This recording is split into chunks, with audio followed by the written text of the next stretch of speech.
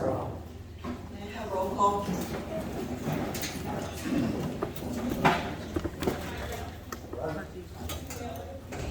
Present. Here.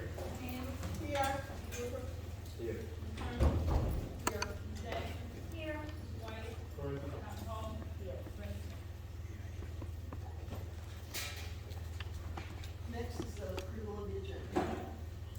Madam Chair, I move to approve the agenda as presented this evening. I'll second that. Thank you. All in favor? Aye. Opposed? Motion carries.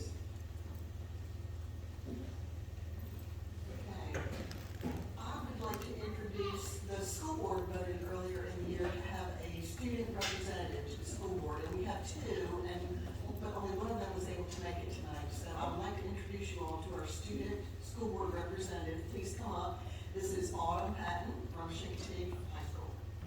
Hi, my name is Autumn Patton, and I go to Chincoteague High School. I'm a senior, and I hope to go into the FBI as a profiler when I graduate college. Well, your time on the school board should serve you well.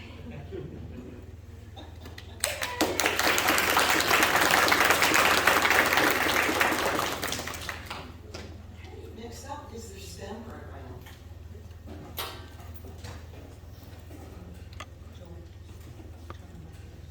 Turn it on? I've never been told that in my whole life, turn a mic on. Tonight's the first. You lay your stuff down, man. Man, you can lay it.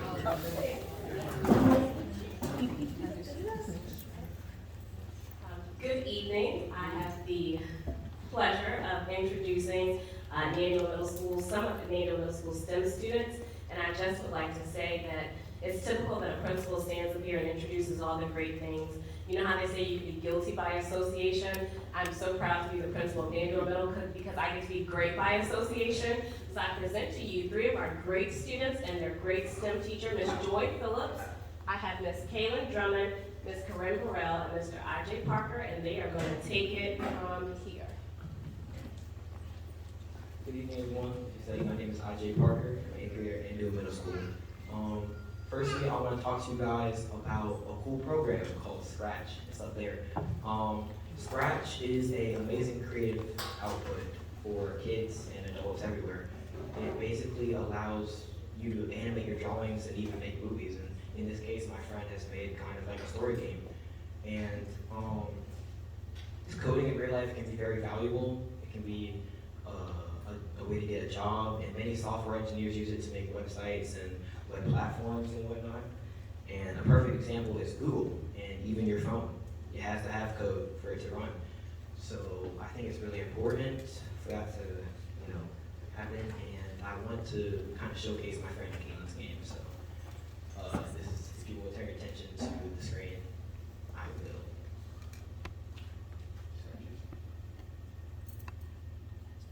It's kind of has some dialogue, and the game is about this fairy and whatnot. So. And I just want to say what IJ can't say. I totally could have played this game when I was younger. Like when Nintendo came out, this would have been my jam. I was like, oh yeah, I got it. I'm with them. So if some of you are in my boat, it's a good boat to be in.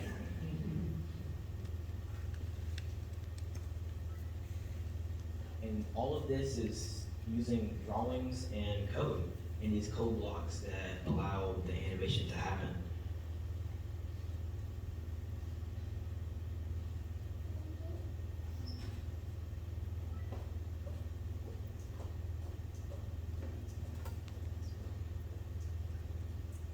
You're given a quest, and you have to go around and find stuff.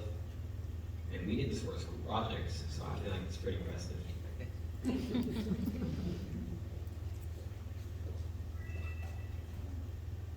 Tells you to put in your name, and you submit it, and then it will call you that name for the rest of the game. In these little blocks.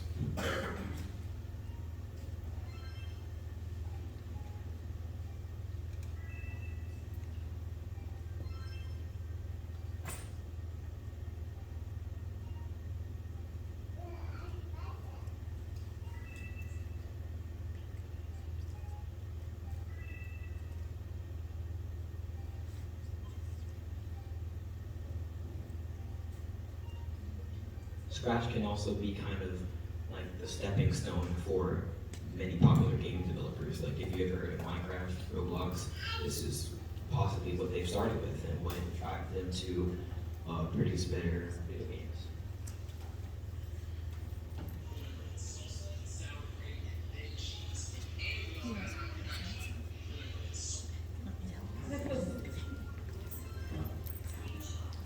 As she's going through the rest of the video game, Corinne's gonna share about how we took the coding and kind of stepped it up to the 3D printers. Yeah, go ahead.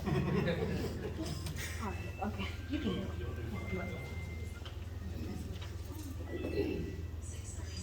They can multitask, they're adults. And if they can't, I don't know what to do with them. I promise.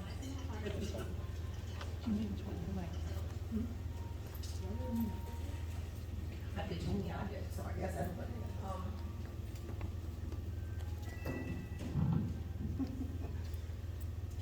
Hello, good evening. Good evening. My name is Corinne, and I'm going to talk to you a little bit about a project we did in class. So we took this coding, we learned on Scratch, and we applied it to a 3D printing site called Tinkercad. And basically what we did there is we had like a grid, and we would like place shapes on it, and then we would send it to the printer and it would print it. And so part of our project was to like design posters and flyers to kind of like sell our products, and this was one about like kind of like you could connect the project onto the cup and then keep a snack in there after you're looking at water. And this was a really cool idea. This was a photo stand. Yep, go ahead, no, keep going. Oh, okay. This is a phone stand, and the first one she used was too small. You could only have your phone on you could only have hamburger and so then she revised and she went back again. We got 3 tries to make a product, and we didn't even do the product. You gonna tell them what we found out? Yeah, so we found out. So our printer like kept running out of filament. So we found out that it prints like these like grids, kind of like a beehive, and it's really cool. Like I remember, like sometimes I would like sew like stuff with the screwdriver and like that.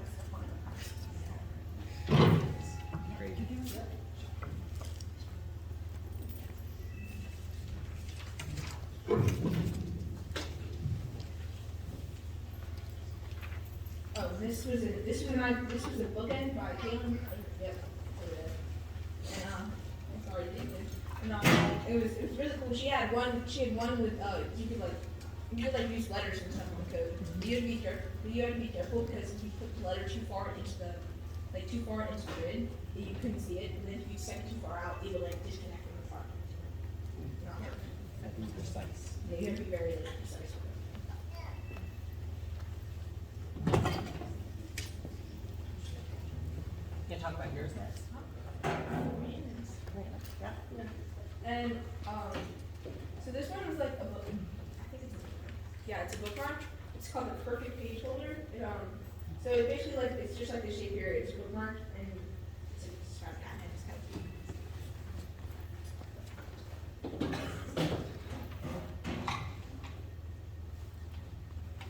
Here's the last one. Tell them about stuff. So my design for this was stuff. It's a pencil holder, and basically you just like set it on your desk and you stick pencils of various sizes in there. The first one I did, it was too small, and the holes were also too small, so I had to revise and I had to make it a little bigger. And so I printed it in white filament so you could like color on it, to like customize it, 'cause it's kind of more interesting. And this was my ladder. It's kind of small because you could figure out how to print it without thinking.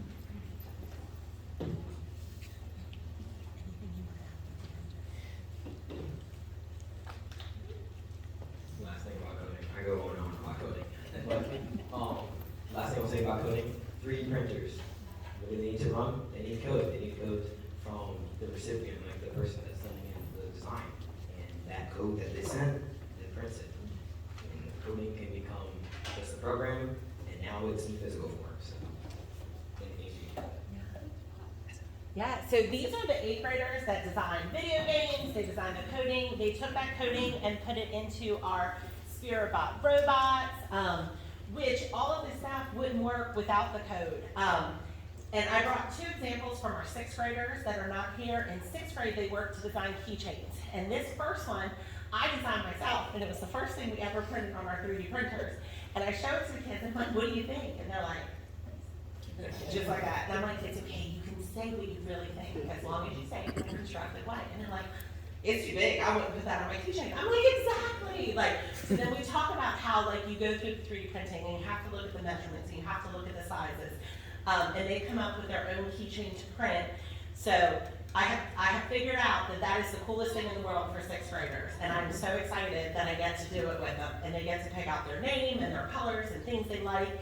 And the ones that can code, honey, they can code baseball on there, a baseball bat to go along with it. And I look at the first one I coded, and I'm like, they're going to teach me a whole lot more than I can teach them sometimes. So those are our sixth grade keychains. And that is all we have from Nandua. Also, while I'm here and talking to the microphone, I want to give a shout out. We had 3 different groups from Nandua Middle School all placed in the Cal Ripken STEM Challenge. We had Eli Weiser, who placed with his boat that he made. Reminds me, if I went to Bushards, I could see it there, one of the boats that swings back and forth. We had 2 ladies, Finley and Leah, placed with their Peanuts roller coaster. And then we had Jordan, Elizabeth, and Layla placed with their Pink Winter Wonderland coaster. So if you are into pink, you're into the Barbie movie, that's the coaster you want to be on. And so we are super proud of them. We also had Lily Tran, who was in the NASA video that they shot recently, asking the governor a question about STEM and how we can continue all this awesome STEM stuff at the high school. So I thought that was really cool that they've enjoyed themselves and they want to know how they can keep it going. So thank you so much. Thank you for giving me this opportunity. Thank you for the kids. These are awesome kids.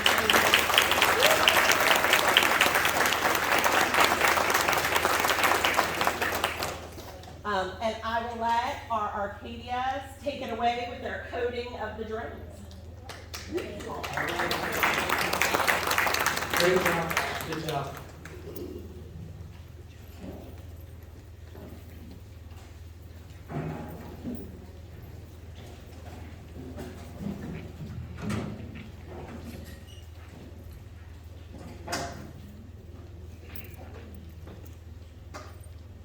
Good evening, esteemed board members. I am Ms. McCrae, principal of Arcadia Middle School. Please know that we are very proud of the excellent progress that our STEM program has achieved at Arcadia Middle School. Mr. Dean Dedicatoria, our STEM elective teacher, continues to blaze the path of STEM education in our school, especially with FIRST Naval League Robotics and the Sea Perch Underwater Robotics. The partnership with the Cal Ripken Foundation has played an instrumental role in establishing our STEM lab, and we are using the spin robots for our AMS enrichment program. We at AMS want to briefly, and I mean briefly, share 2 very special first-time events that took place for our school community. First, on February 15th, we held our Title I STEM night at the NASA Visitor Center, Wallace Island. We had a huge turnout of parents and families actively engaged in STEM activities with the NASA staff and our Arcadia Middle School student Panthers. Second, on Saturday, March 2nd, we were the first school to host the Delmarva aerial drone competition on our premises. The competition was a huge success, and we are thankful to Mr. Dedicatoria, our student participants, Mrs. Amy Davis of NASA, Mrs. Kim Chet of the Virginia Space Flight Academy, Arcadia High School student volunteers, Arcadia High School Color Guard, our very own Arcadia Middle School Beta students, and all who helped to make it a memorable, successful event. As you can see, Mr. Dean Decatoria's passion and drive for STEM education continues to shine bright at Arcadia Middle School. With that stated, it is a pleasure and honor to introduce to you Mr. Dean Decatoria, along with two of our student members of the AMS STEM program, Abigail Richardson and Gavin Glenn.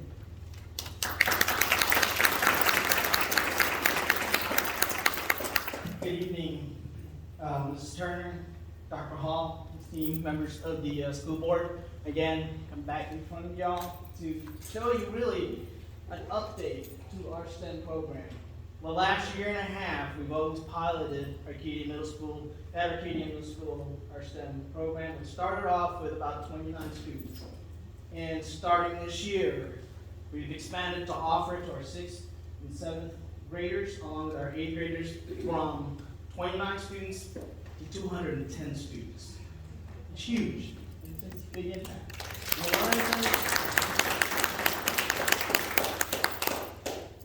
And I see a huge future for our students here in Accomack County, because just recently, Salisbury University has just partnered with NASA to start an internship program. Eastern Shore Community College has a partnership with Virginia Space. Our kids has that opportunity to go above and beyond what we offer here in Accomack County. But the thing is, we have to start. And there are some wonderful works that's happening in Kegatang, Wetumpka, Shinkati Elementary School, and now we need to feed and continue on in here at the middle school and, of course, at the high school. We're feeding, we're growing, we're producing, and that's awesome. And one of the things that with support from Ms. McCrae, is we want to start branching out beyond the walls of our schools and start partnering with NASA, with Navy, and hopefully the rest of the community, so we have a really strong workforce. So, and this is one of the things that we did, is that we've incorporated. Before we had robotics, sea perch. Now we have drones, and hopefully next year we can ride. Yes. Nice. One of our big major event we had, as Ms. McCrae has alluded to, is that we hosted a regional competition. When I say regional, I'm talking, we had schools from Delaware, we had schools from Maryland participate in our event. And with that partnership with NASA and Virginia Space Flight Academy, that group of government agency, school, and nonprofit organization, we worked together as a group to make this available to our students. So, before I continue on, I want to go ahead and I want to recognize Gavin Glenn. Okay, he's one of our pilots, and Abigail Richardson. Gavin is an 8th grader, and Abigail is a 6th grader. So, and I would like for them to share their experience with at the competition. Gavin? My experience at the competition was pretty hard because when we were flying and doing test flights, the drone broke, so when the judges needed to interview us for the competition, I was currently fixing the drone and also talking to them, and I feel like that's one of the main reasons why we won one of the trophies we won.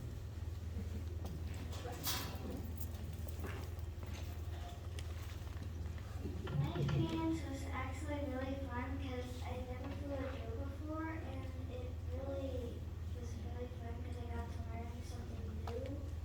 And I think we won because we told them about our experience flying drones, how much we learned, and what upcoming events that we will learn in STEM.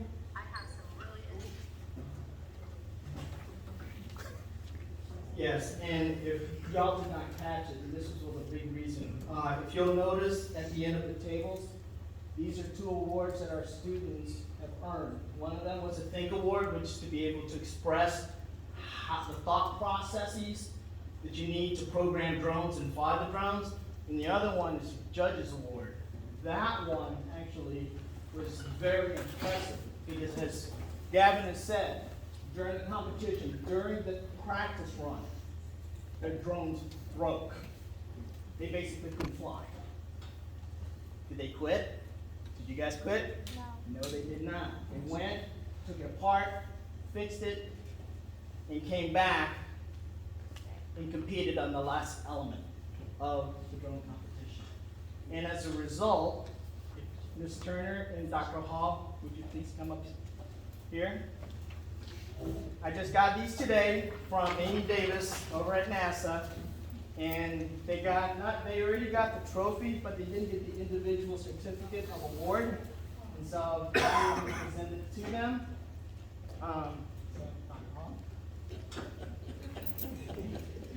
From Dr. Hobbs, you can hand it to Abigail Richardson.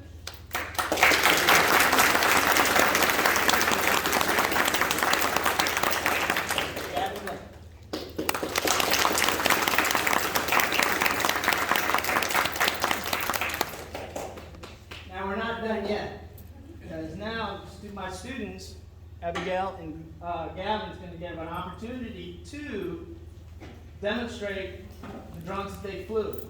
On the side over here on the in the room, we have these are some of the challenges that our drone flyers had to be able to fly through. And we would also like to invite Ms. Turner and Dr. Hall to get a mini lesson on drone flying.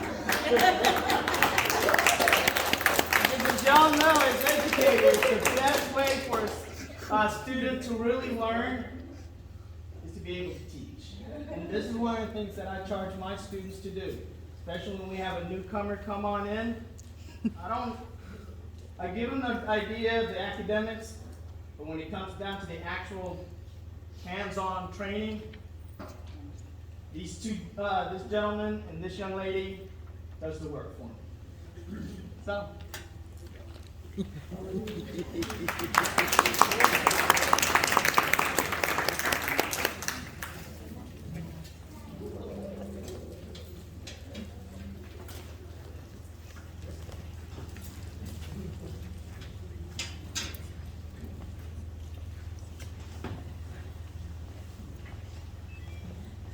Dean, I hope we have insurance on these with Dr. Hall. I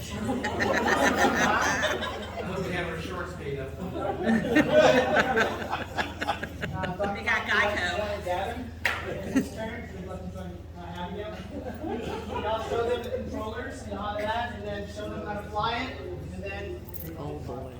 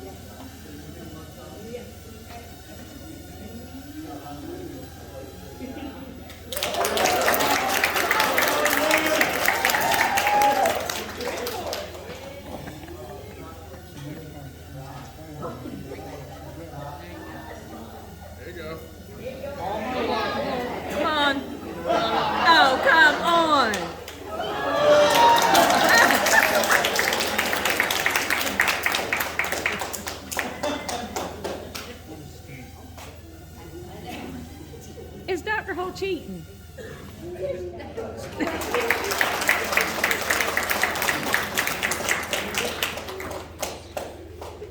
That's great. Y'all be ready next time somebody needs a pilot.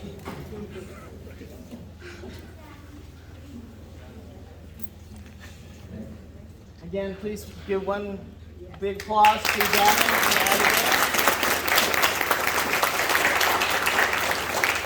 Y'all can see that, very novice people just got on there, learned how to fly, got in through the keyhole. Great instructions. And again, in continuing of the things that we want to do and really let our STEM program flourish at Arcadia Middle School and hopefully continue on throughout Accomack County Public School. We got one more thing that we've got in the works. Actually two. One is we have a Seapert team going back to Annapolis. Hopefully come back with another win. And next week we have the eclipse that's happening. So in our partnership with NASA and Virginia Spaceflight Academy, our school was able to procure every single student an eclipse glasses, so we can provide some for you all.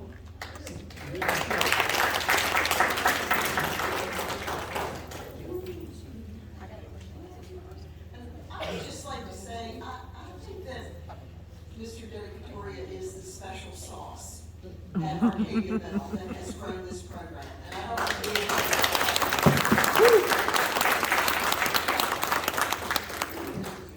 Thank you. You guys did awesome.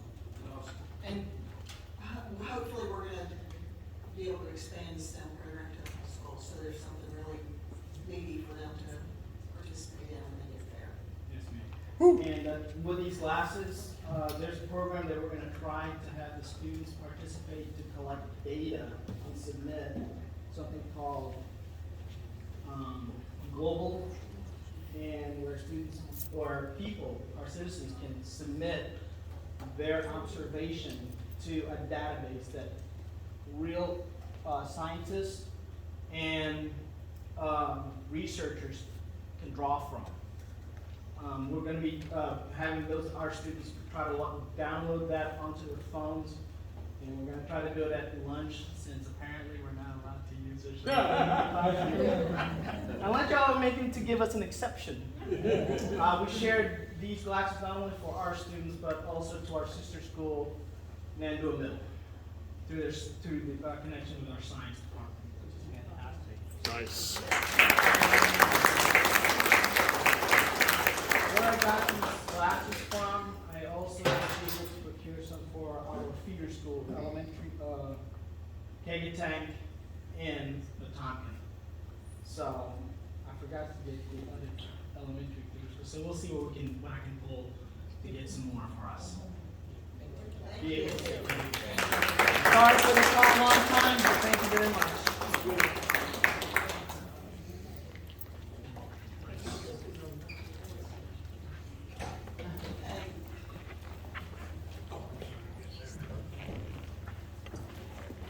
The board will now adjourn to closed session, and the board is actually going to go over to the media center. You all are welcome to stay here, but the board is going to adjourn to closed session to discuss legal and personnel matters. The board will adjourn to closed meeting as allowed by section 2.2-3711, Code of Virginia, subsection A1, personnel, subsection A2, student matters, and subsection A7, legal. All in favor? Aye. Opposed? It counts down. Okay, never mind.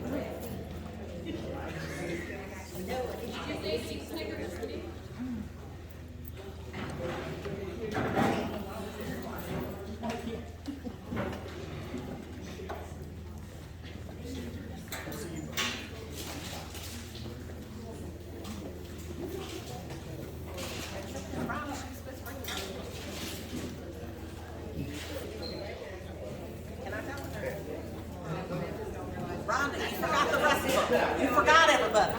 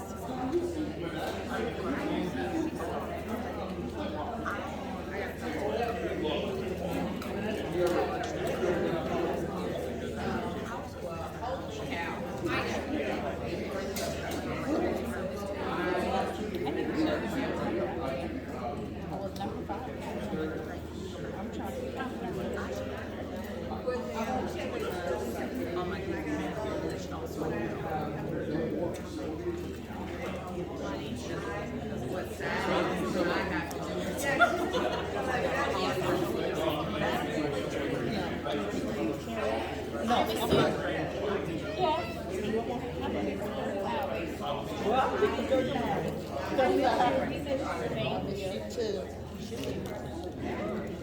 I didn't know you wanted one.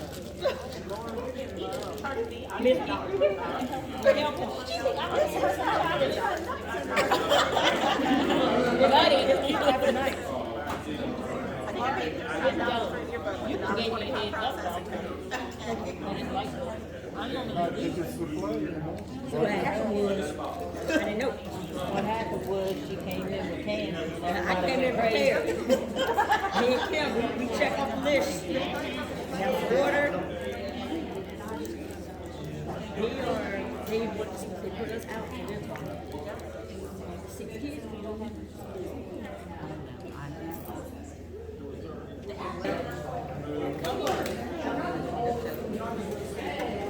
all right, she'll come.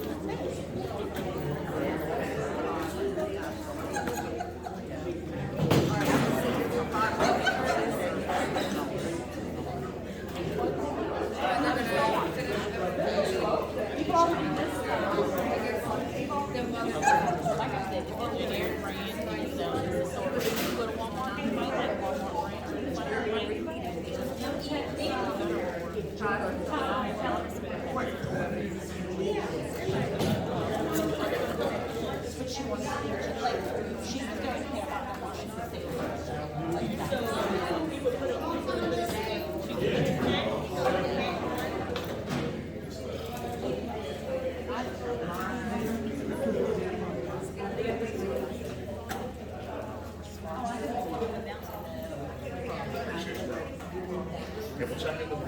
A couple weeks. Yeah, man.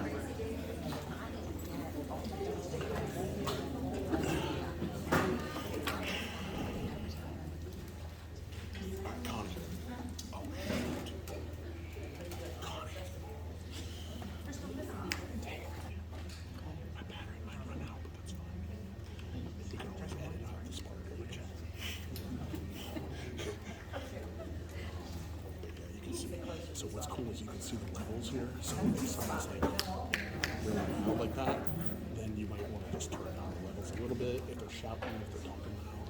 So you never want the bars to go all the way like to the right like that. You know, like you don't want it to be like that. That's called clip. It sounds like that. So you turn it down. So you kind of want like maybe like 80%, 90% ish. If that makes sense. So like, hello, that's great. What I like about this is you can have real-time monitoring. So if you put these on, you can hear what it's going to sound like.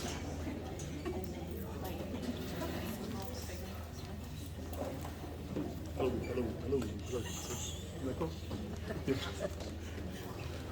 So you can make sure that you know the levels are good. Basically.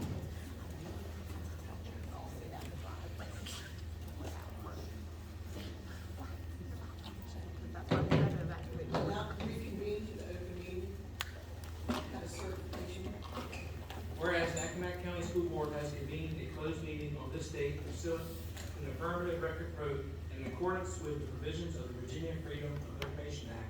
And whereas section 2.1-3771D of the Code of Virginia requires certification by the school board that such closed meeting was conducted in conformity with Virginia law.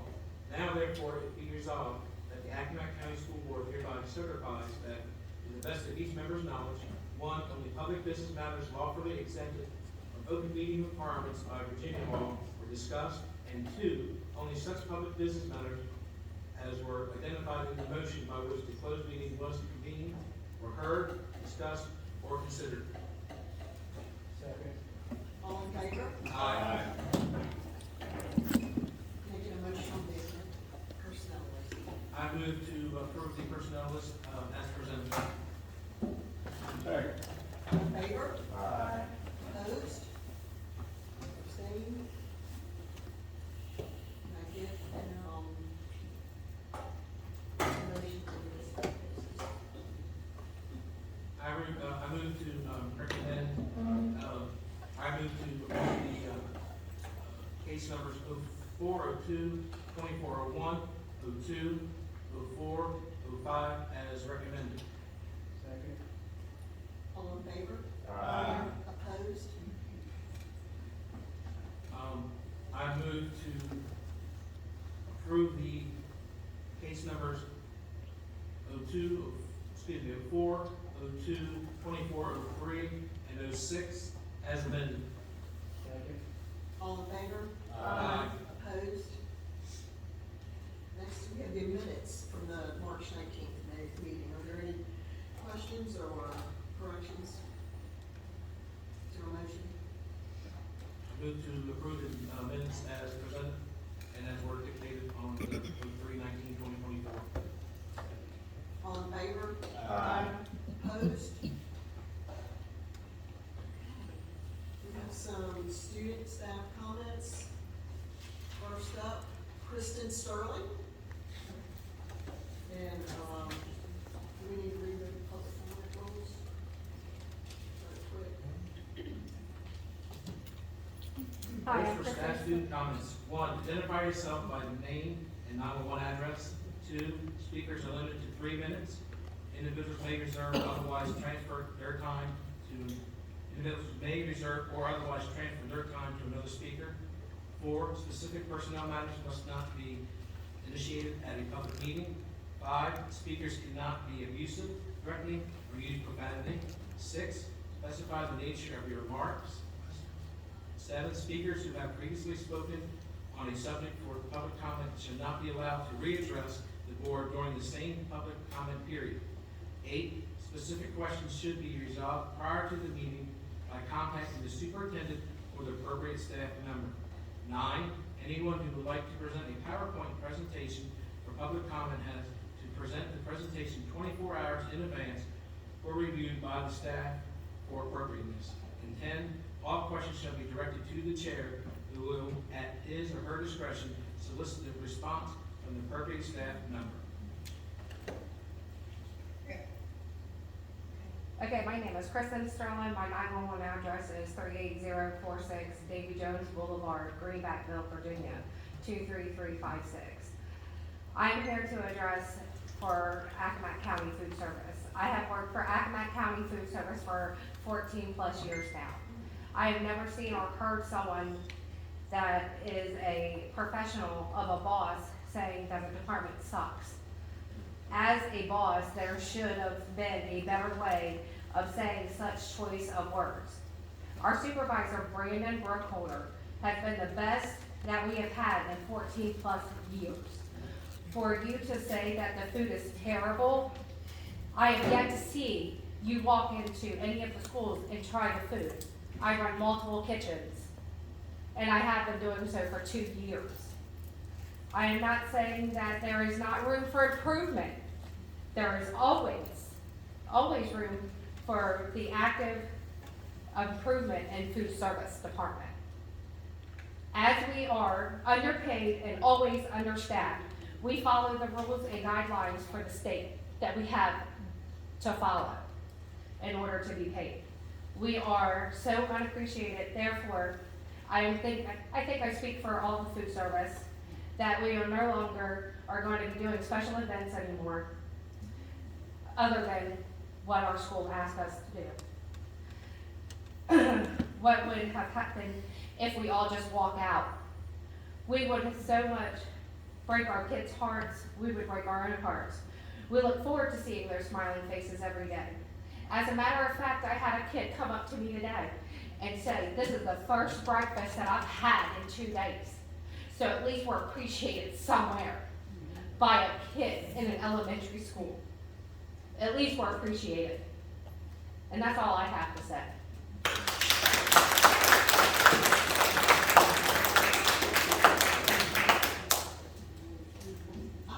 I just have to say, this board wants the food, the quality of the food to be better. We're trying to improve things. I'm sorry that things were said, but it is the quality of food that we believe could be better. And no one is attacking Brandon. Brandon is doing a nice job. quality of the food could improve, and I would hope that we could all agree to that. I don't know that the children, the elementary school children, the teachers have told us they're getting chocolate donuts, Fruit Loop cereal bars, and cinnamon buns for breakfast.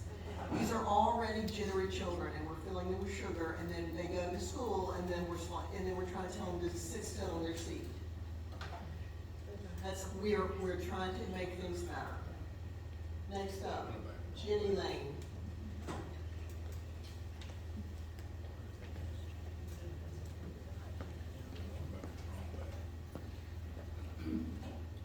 My name is Jenny Lane, 24435 Adelaide Street, Parksley, 911.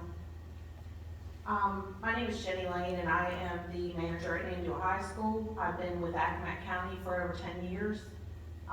Manager for, this is my 3rd year. I get what Ms. Turner has said. I do agree. There is a lot of sugar. High school level, we are very fortunate. We have what they call offer versus serve, and we offer hot foods, which one thing that I take pride in and my staff is we give them multiple choices. Elementary level is a little different, but I can't vouch for elementary level. But you know the old saying, I've got a ton of paperwork that I wanted to say, but one thing that came to mind is it takes a village to raise a child. It takes each and every component in a school to raise these children, to love them, to nurture them. Some of those kids may not have love at home, but one thing I would take pride in, they get a loving smile, they get a good morning, a how are you, from each and every one of us every morning. My entire staff is out there every morning. It was a slap in the face to hear that our food it sucks. That was a slap in our face. Because one thing that we take pride in, we test every single thing that goes out of our kitchen. I don't use pre-made taco meat. We make ours fresh. We put salsa in it. We put taco seasoning in it. Do we have issues with our food sometimes? We have to throw things out? Absolutely. We have not been able to work through everything. But one thing that I can say, and I'm so proud of my staff, we do take pride in what we do, and we do love our kids at Nandle High School. Thank you. Thank you. Melissa Taylor.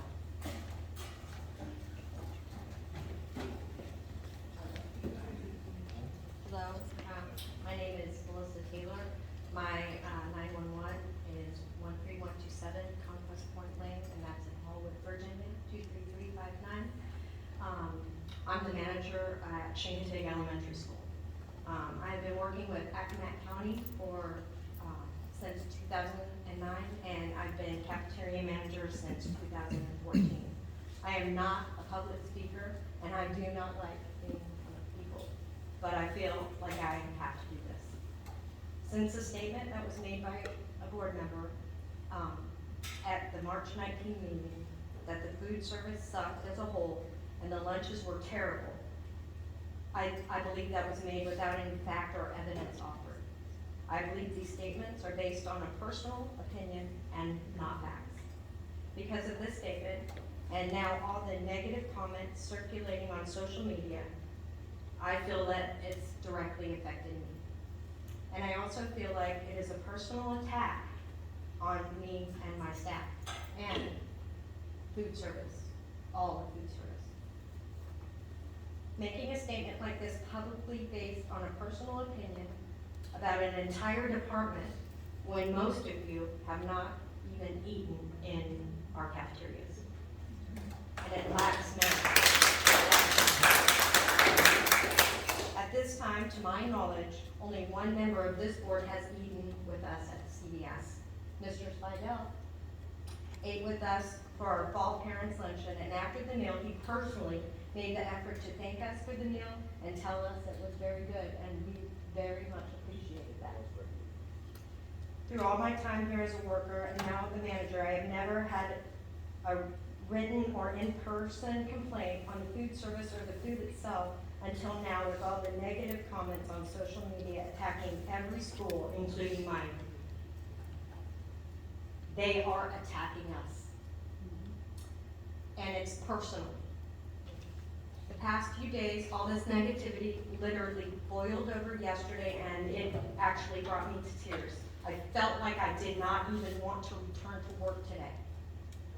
I feel like the meals that we prepare in accordance with the menu provided by Accomack County Food Service, by Brandon, and the nutritional requirements and regulations set forth by the state and federal government are made with love for the students and staff.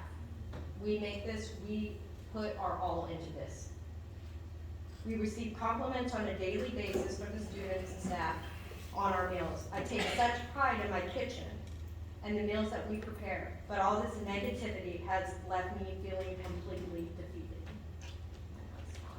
Thank you.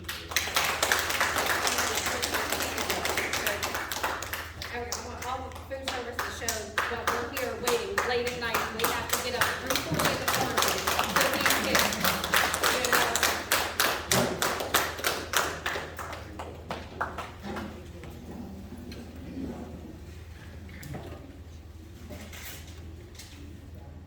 Next up are set of policies, first reading. You all please review those if you have questions.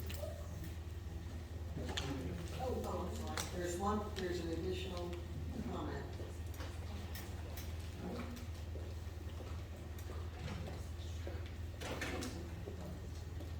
Who's gonna time it? No, I'm just kidding. No, I'm just messing. So we allow public comment by email. So these are people who have emailed their public comment to the clerk. So all the public comment rules still apply, and the clerk will read the comments into the record.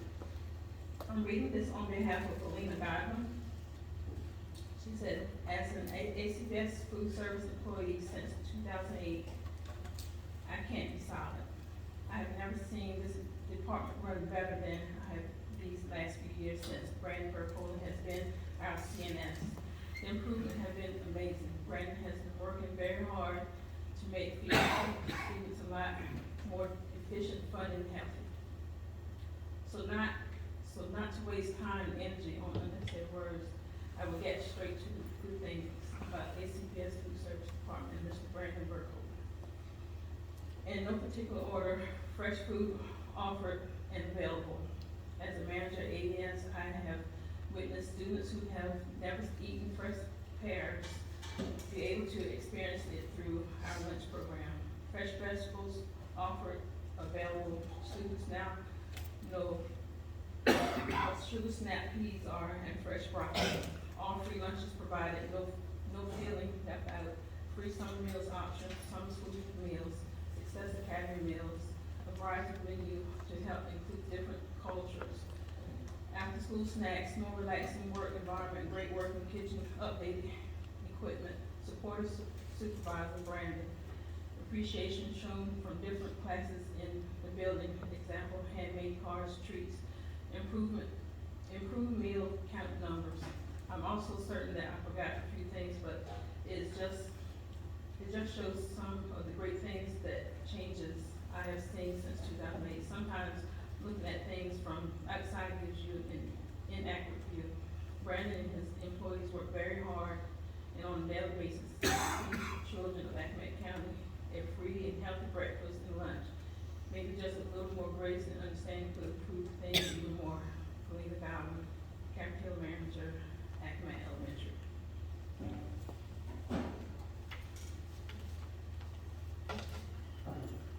I'm reading this on behalf of John Robinson. He's a bus driver. I don't think we need to change times at elementary schools. We need high school kids home first to get the elementary off bus when parents aren't home. We're having enough problems, not because high school kids are getting home late, but because we don't have enough drivers to cover absent drivers when they're out. The number one problem is we don't have enough drivers. That's where we need to be putting our efforts. I'm a bus trainer. We have lost 5+ people wanting to drive because it's taking too long to print fingerprints, and background checks. With all the technology we have, it should take 3 to 12 weeks to get these back. This is the problem we need to be working on. We are not going to be able to get these kids home in days ahead if we don't solve this problem.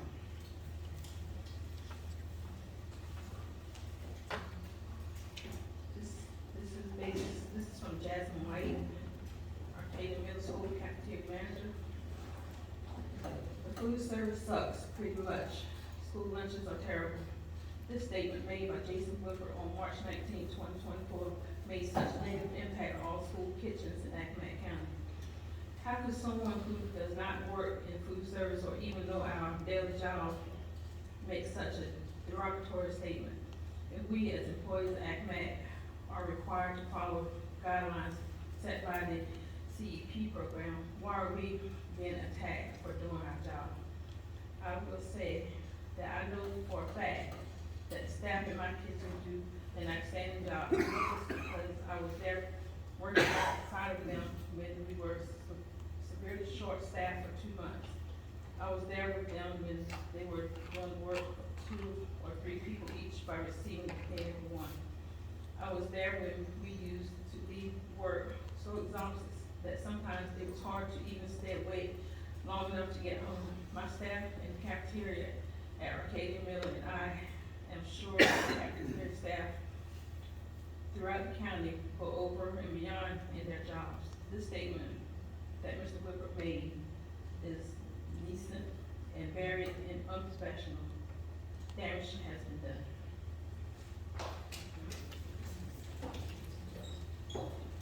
This is on behalf of Elaine Fletcher, Accomack Elementary.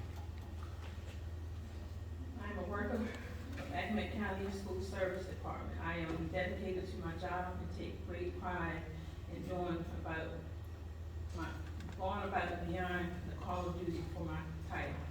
It is very unprofessional to say food service sucks coming from a board member. All of us work very hard with many duties to do, which include lifting heavy boxes for food in the freezer and at the same time multitasking over duties, cooking, serving on the line, after work, cleaning our kitchen, and start preparing for the next day.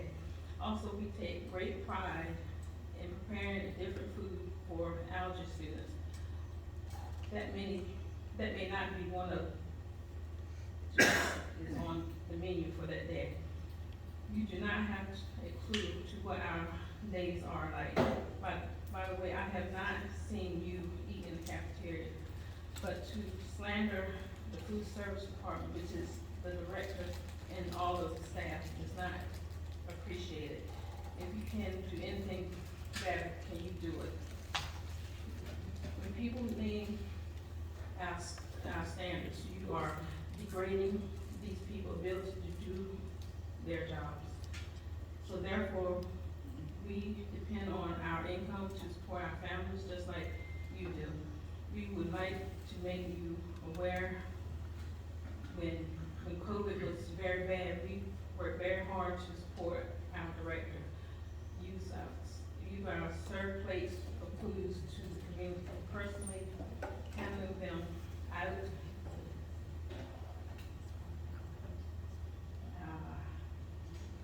Had a lot of people to come and appreciate the food. We were out there putting our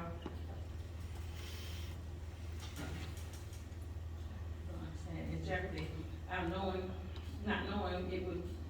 we're going to take COVID home to our families. Others were working from home. When we were returned to school, we also had to pack bags for food for students home on the bus, because all students were not in school every day.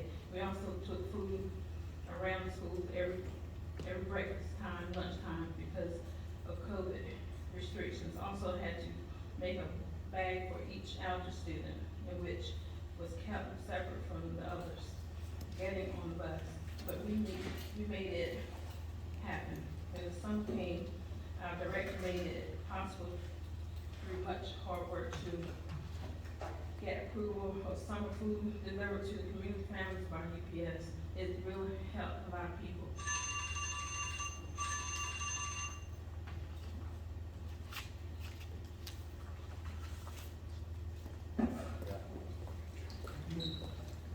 Thank you.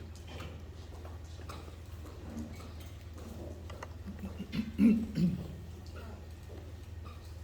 have a group of policies that are first reading, and I would encourage each of you to read those over, and if you have questions or concerns, to contact Dr. Hall. The next group is our second reading questions. Are there any questions or? Yes. May we, deal with, all the policies together except for, 12.02. Okay. So we're O2. We pull out O2, maybe that's aside, separate. Okay? So the second reading on policies 12.01 through 12.11, with the exception of 12.02. Is there a motion to approve those? I move to approve, policies 12.01, 12.03 through 12.11. I'll second. It's, okay. You said O2. All in favor? Aye. Opposed? Did you, did you want to talk about O2 now? That is the advisory committees to the school board. Madam Chair, I would like to make a motion that we, approve the policy with, 3 small amendments. Do we, Okay. like, Yes. shall I read what? Sure. And there was a sentence that was removed, from the policy that I believe should be reinstated. And I also added a couple more sentences.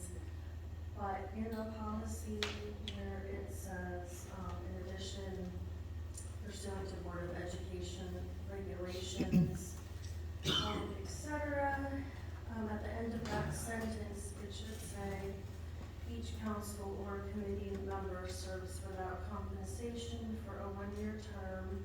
That was the part that was omitted, that was removed.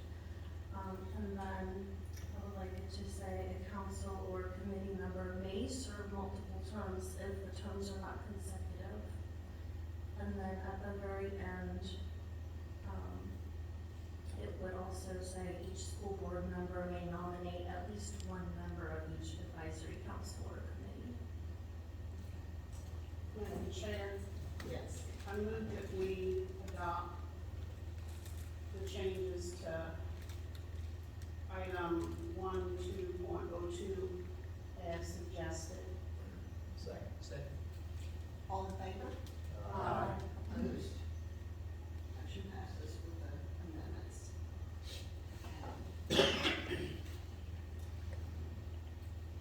Mr. Bennett, would you like to talk to us about facility updates? Yeah, but I'll warn you in advance, I got a clicker again, so anything Click can away, happen. click away. All right, just a quick update on projects that have been in the works. Good evening, my name is Bobby Bennett, facility director. Gonna go through this pretty quick. I know some of you have seen some of this stuff, some of you haven't. Tangier roof project, got the before on one side after another. We finished that project on budget, in budget, and almost on schedule, but we had a crate, a 42-foot long house that was damaged, and they still managed to get it over there and finish within about a week. The annual high school bleachers are finished except for concrete work around the steps, the handicap ramp, things like that. These new bleachers will seat nearly 1,000 people. They have spaces for up to 8 wheelchairs, so they will be, they're compliant with today's regulations for ADA accessibility. Now, we gotta work out some stuff on the sidewalks, Same deal, Arcadia, you can see we've got some concrete work done there already, we've still got some work to do, and around the press box, it's not finished yet. We had some items field verified by the engineering company that were not correct, so they're remaking the steps to go to the press box. Should have it this week and have that fully open. They do a greenhouse, we're working on the inside now, getting out of the classes in the fall, is when they start.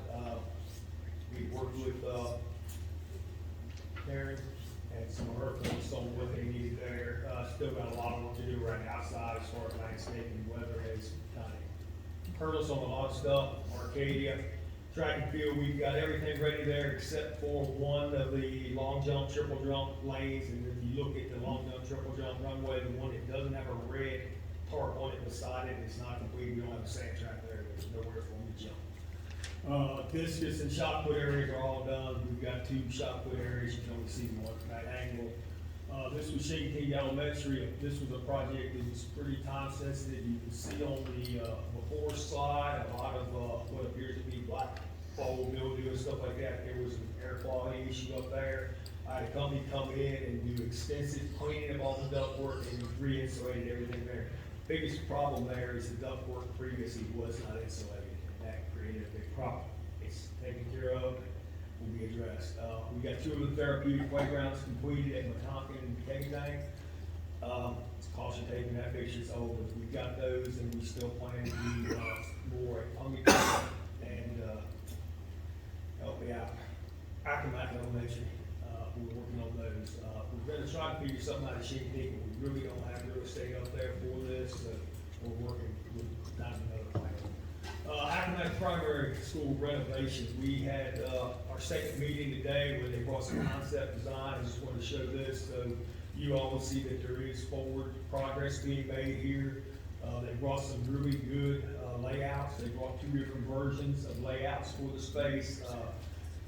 About 2.5 hour meeting today, so they got a lot of information. They'll go back, make some changes, and kind of go from there, and we'll try to get this thing. They're working towards a schedule where we'll have construction documents and be ready to put this project out to bid in late September this year. So that concludes everything. I've got projects that we're working on, technology building renovation. Got a pre-construction meeting this week on that. They're supposed to start next week. They're talking about completion within 125 days. That should go well. I think right there. They do auxiliary gym, Huntington auxiliary gym. We're working on both those with the firm out of Virginia Beach right now. They're going to do some survey work here over the next couple of weeks and try to figure out best placement on both of these in conjunction, working around septics and all that. So that should be good. And then we've got another big round of paving coming up this summer and trying to get more aggressive on our school painting. That's probably all I've got, but can I go with my other part now too? Well, I just have a couple questions regarding the Arcadia track and all that. When do you have that jump pit and then also the bleacher area? Bleachers, I'm hoping this week. Jump pit as soon as the weather dries up enough, we can get back there for foot. Right now it's a swamp. Which is ready. Yeah, I mean, it's ready right now. They can run track events now. They just have one long jump, triple jump lane, which is pretty standard throughout high schools and state of Virginia. The second one is kind of, what we shot for, where they can run simultaneously. I mean, we had it ready for a March 15th track and field event. It was completely open, everything except for that one runway. There was an active runway in place that could be used. And is there like a access for the handicap to get to the bleacher area and all that too? We're working on that, yes. There was no good plan for that. But we had to put bleachers in that were ADA compliant. Now we're coming up with the plan to have access. So. Do you have an idea maybe when to expect that to be later? Not really, no. Is there a regional track there this year or in May? All right. Any other Question? Any other questions? No questions? All right, recently, I put out an RFP, request for proposals for grounds care, particularly lawn mowing and weed eating at the 2 Shindig schools. We are down to 2 full-time and 1 part-time grounds worker. We have been running an ad for these positions, open positions, since, August of last year. We're not getting applicants, we don't have staff to do it. So I put this out, we had two companies in the area, Advantage Lawn Care, and, I'll probably say around, I think it's Broward Height. We had those two both, come pre-bid, they both presented proposals. What we looked at when I met with these folks was a weekly, starting April 1st through October 31st, and mowing and weeding those two schools, these two shipping schools. The bids came back on these proposals. The one was pretty high, I mean, $58,800 combined for the two schools, and the other was $19,200. Beth and myself have talked about this, and I guess I'll preface all this by saying tonight what I'm seeking is approval of the board to move forward with this so we can keep the Shipping schools mowed. Like I said, I got a two-man crew, and we can't keep up with what we got. We couldn't keep up with what we had last year with almost a full crew. It works out, Advantage Lawn Care's proposal works out on a weekly cutting, it's about $661 a week is what it ends up being. It's $19,200 a year for both those two schools. I don't know, and we can run numbers, I don't even know if we can do it that cheap. With our people, with our equipment, with our gas, our transportation, all that, to get up there and mow, and keep it mowed on a weekly basis. We haven't been mowed, since I came here, we've not been on a weekly basis on anything. It's been 10 days when we can do it. And in 10 days doesn't work real good when you get weather and things like that. Right now, I'm just gonna be upfront. As soon as the sun comes out, and it's 70 degrees, our schools look like hayfields. These two guys cannot get on these schools. And I can only work them on so much overtime. I mean, so I'm seeking approval to move forward with this, and potentially we'll come back to you in the future wanting to expand this. I have no desire to get rid of our ground crew. I want to keep our ground crew because we need it. Because there's a lot of other work that gets done, and they'll still be responsible for a big part of mowing. But when we start factoring in equipment, lawnmower, the lawnmowers we're purchasing, they're not like we purchase for our homes. These lawnmowers are $20,000. We're getting ready to enter another cycle of buying mowers. So we can eliminate some equipment, keep good equipment for the schools we got to mow, and maybe outsource some of these other schools where we get those done and we know they're going to be done. So I guess I hand the clicker off, and you all vote and tell me if yay or nay. We'll keep grass cutting here. Somebody have to make a motion. I'm moving to include the Advantage. advantage of lawn care to take care of the Shipping schools.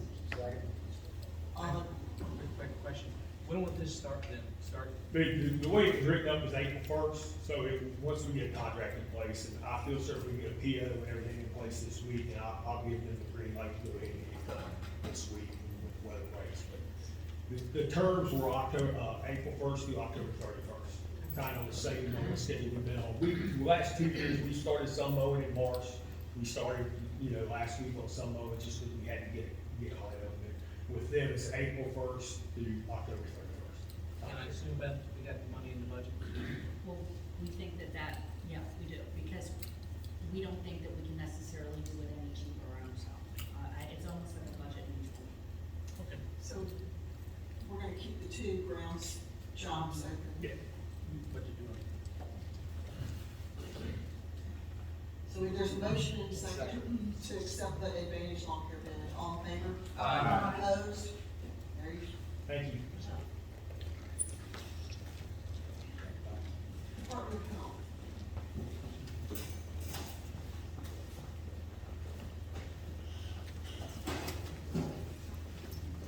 Hi, I'm JJ Justice, I'm the emergency supervisor with Eastern Shore Health District, and I'm just here to talk about, everybody has a packet, and they can pass this out to everyone, regarding some MOUs with our agency and Accomack County Public Schools. The first would be a closed pod, which is a point of dispensing MOU, which would allow us in a public health emergency, where an emergency is declared, to be able to basically get medication to your organization, and then you can handle it yourself to give out to your employees and or their family members if you so choose. You could choose if you look at the MOU, you could choose whether just your staff or if you want employees and their family members. So they will be able to pick up for their family members as well. So you basically put how many staff you have, and then we do like a 2.5 times the number of staff if you're including family members as well to get a good average.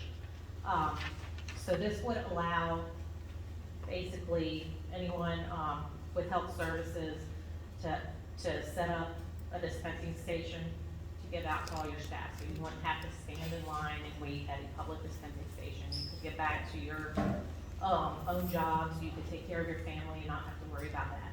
This is for something like antibiotics or pills that would be needed in an event of an emergency, public health emergency. The second MOU is for vaccination. So basically that would allow us to come in similar to what we did during COVID vaccination, where we went into Mandela High School and were able to vaccinate people as well. So the second one is more for mass vaccination, so it allows us to come into the facility. And also there's a little bit of language in there about transportation, if transportation is needed during a public health emergency, where buses may have to be used if we had to get people to these schools for vaccination. I've included the letter of support from Accomack County Emergency Management, C. Ray Pruitt.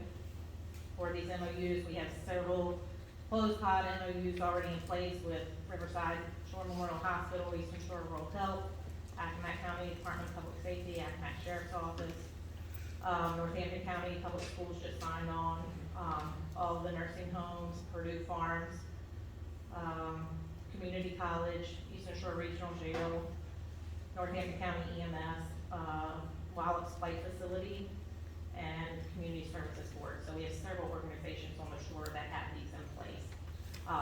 Basically, this helps you all because it allows you to take care of your staff and your families and their families. It also helps us at the Public Health Department because it'll be less people standing in those lines at public dispensing sites. I've also included on the back just some information about the Public Readiness Emergency Preparedness Act, which is a federal act, and then also the Code of Virginia, the immunity and liability during a public health emergency. So we're just coming to you to let you know what this is about. So if you have any questions right now for me. Thank you for preparing all this. Sure. If you all have further questions after you read over it or anything, and you need to contact me, Dr. Hall and Tanya both have my email and phone numbers. Okay? I'll get these. Great. Thank you so much. Thank you.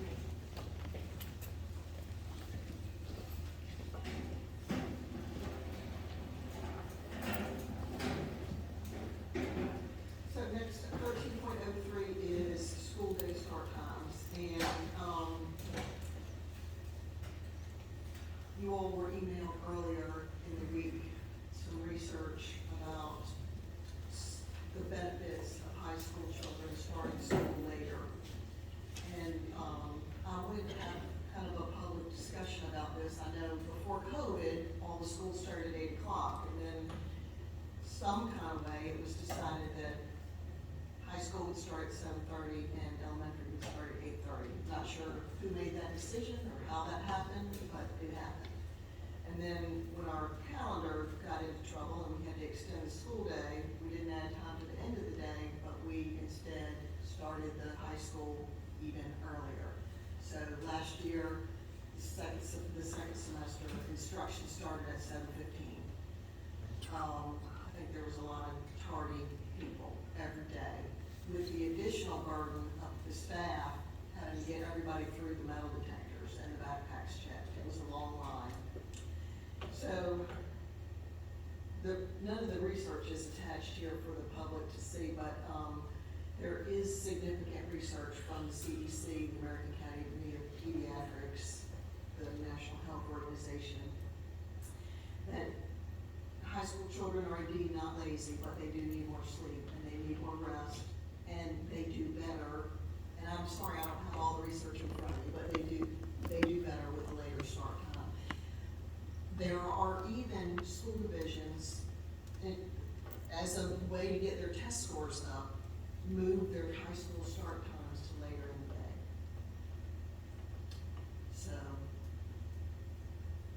So is this for, I'm sorry, not at all.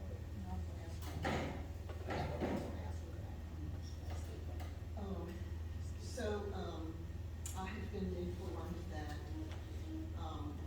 for you to comment, that is a deviation of Robert's Rules of Order, and we would need 6 votes to allow to abandon the rules and let you speak on a thing that we're going to do. Madam Chair, Yes. this, to your point, this agenda item shows our information. It doesn't show for my reading. It got placed on the agenda in the wrong This is the agenda space. we adopted. It is, but, there's no reason we did that at the last meeting. We voted on something that was on the discussion items. We do that regularly. And we're trying to clean up the agenda, but sometimes those things happen. I'd like to move that Dr. Hall be able to comment, please. Okay. Do we need 6 of us for that call to comment? All in favor?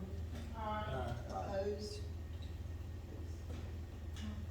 I was just, when you mentioned this to me, I started listening to research. And, what I found out is that this was started because of lack of drivers. And that's what started all of this. Everybody would like to start at 8 o'clock, we get out at a certain time. But before COVID, we had 114 full-time and part-time drivers. Now we have 86. Schools across the country went to tier 1s, and we were one of the last ones in Virginia who was doing this, who was having this problem.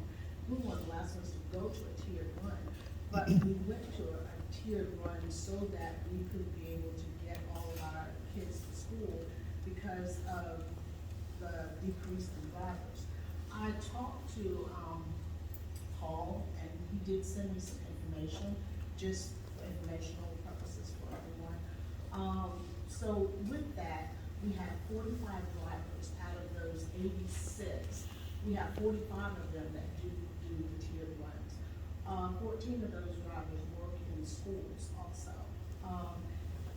In his comments, he says, if the drivers aren't doing tiered 1s, they're covering badger runs all in at all levels.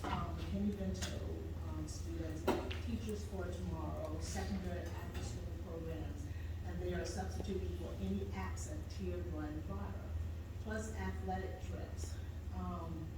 He said we do about 48 midday runs, and that with only a handful of drivers that's aren't doing extra runs, that's all they have is about a handful that's not doing extra runs. Changing bell times would have a major impact on our current operations, but there are other things to consider also. Elementary students will be getting picked up as early as 6:15 in the morning. The reason for this would be in order to get the secondary students to school by 8:15, because they have to be at the first stop to pick up, but they have to start picking up the high school kids by 7:15. Elementary special education students requiring wheelchair lift service would be loading in the dark. Parents would have to make arrangements for someone to be at home to receive their elementary school students. Many secondary students currently do that for their parents. Elementary school, after-school programs would not have drivers because they would be taking secondary students home. Athletic programs would run later in the day, and student athletes would leave seat time because they would need to leave early in the instructional day. And so this is the information that we said to go along with this, this item on the agenda. I think we will always have tiered runs. There's no way we'll ever be able to, everybody start at the same time. So the one thing that I would ask if we decide to pursue this and go forward, I know you said that you have parents, some students, some teachers that are asking to change this, but is it possible for transparency and to get our school input, everybody's input, parents, students, and staff, to do a survey and then come back to this, and if they, because Because if we let them do the survey, and the survey says, that they want to change the time, then we can let them know that when you say you want the time to change, that means that your 6-year-old is gonna be at the bus stop in the wintertime in the dark. And it gives more input, it gives more of the school division an opportunity to be transparent about the change, so.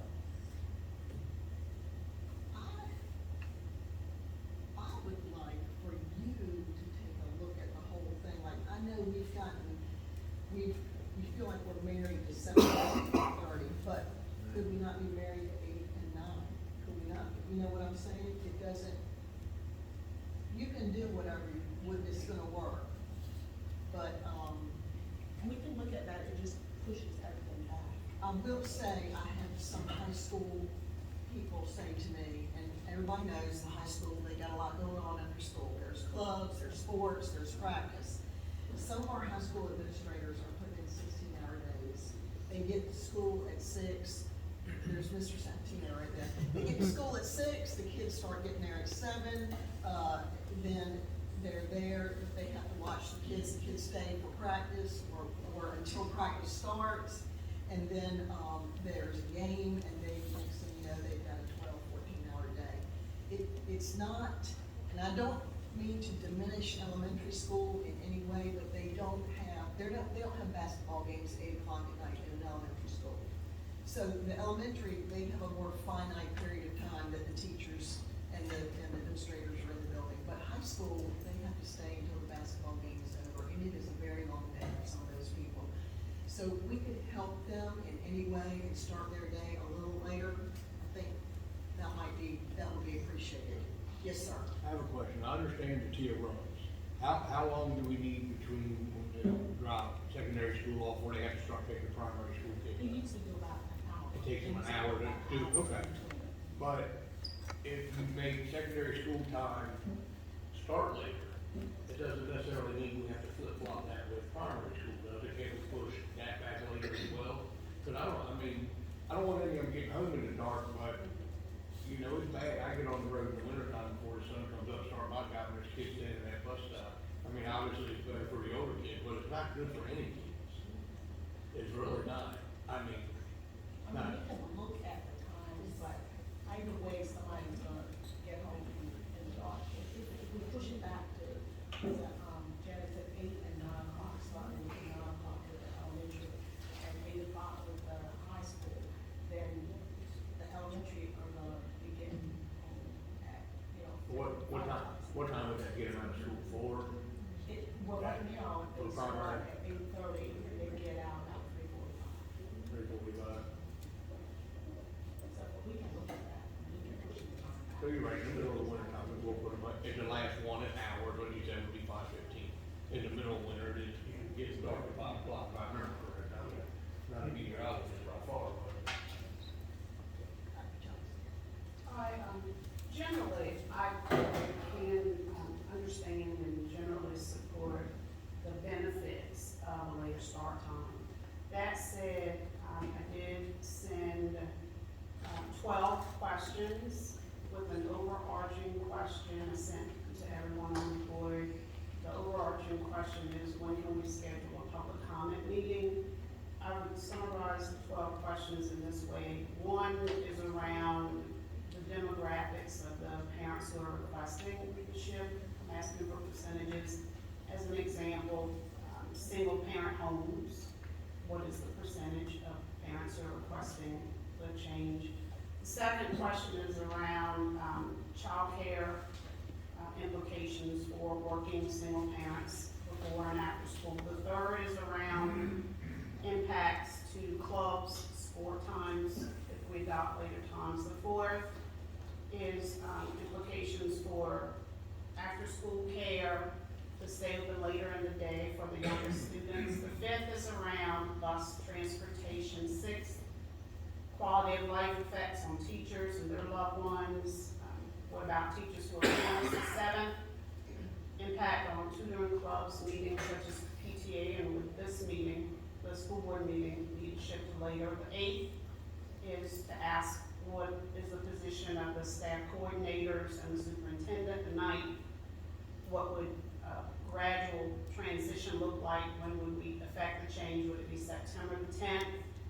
Is around the young mainland students who psychologically would have to be to shift to arriving at home dusk to dark during the winter months, and I asked about the mental health implications. The 11th is around the impacts of a later day on the cafeteria employees, on the custodial employees, believing that some of these staff probably have second jobs. And then the 12th is, what do the pre-KK and first grade teachers have to say around shorter morning instruction time, when there are some indications that the youngest students sometimes check out after lunch?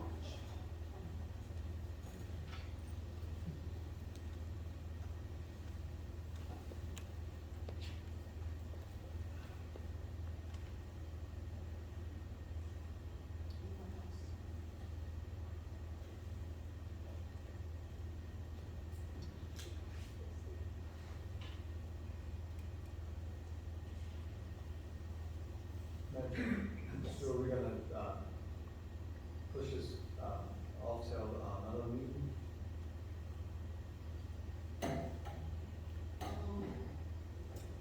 We could push it off to the next, to next time and allow for public comment, but I will just say, so many things that we have to consider have an assortment of research.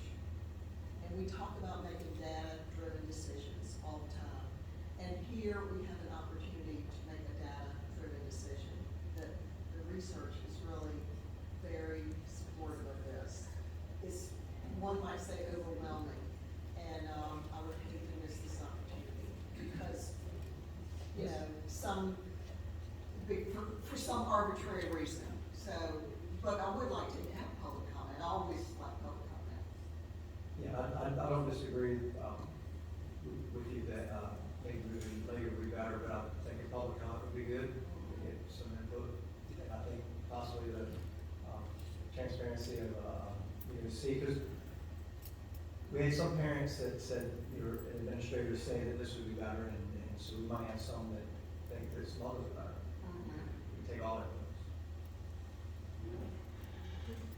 Can we please get a survey of all employees and parents, send out a survey to all of them, please get that, that's academic, search it here. That'd be more determination.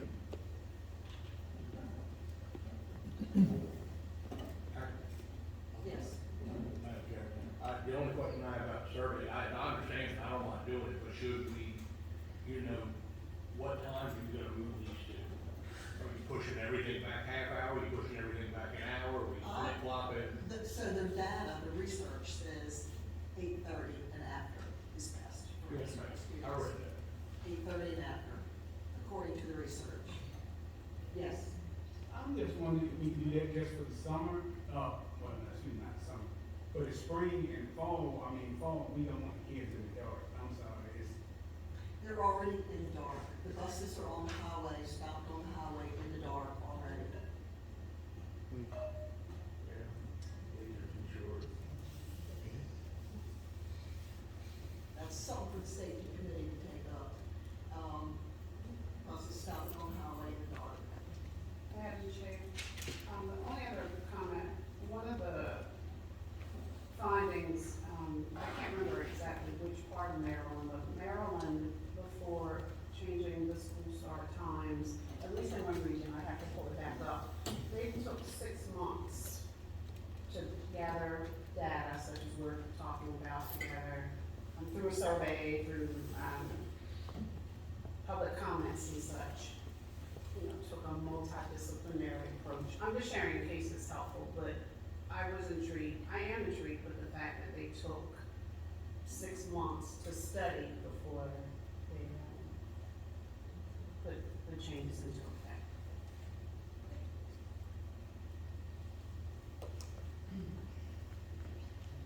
I'm sure. That's the question. How long would it take to complete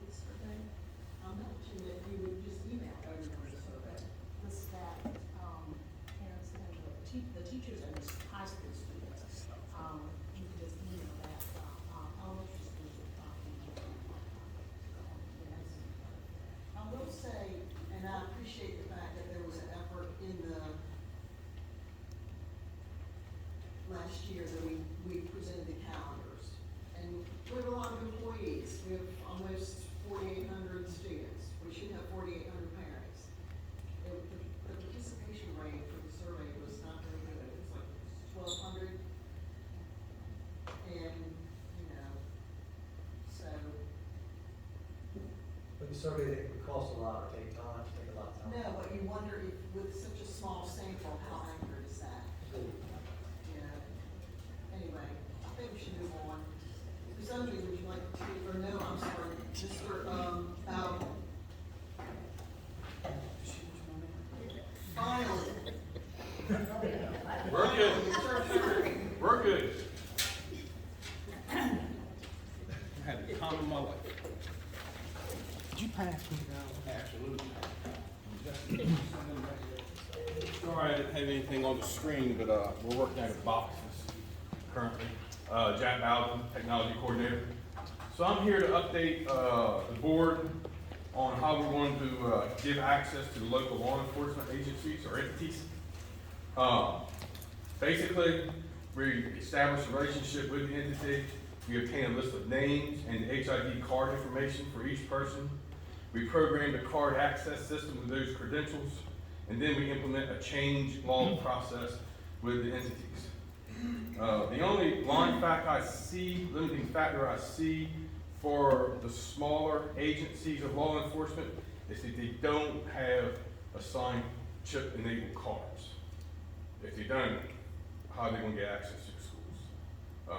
One possible option is issuing physical keys, but I think that we would probably have an issue with tracking and maintaining those more than we would with these. But that's the process I'm working on, or I'm using right now, to get the local law enforcement's access to the schools. Currently, for the sheriff's office, I'm waiting on updates from the sheriff's department and the county public works department for an updated list of deputies' names and credentials.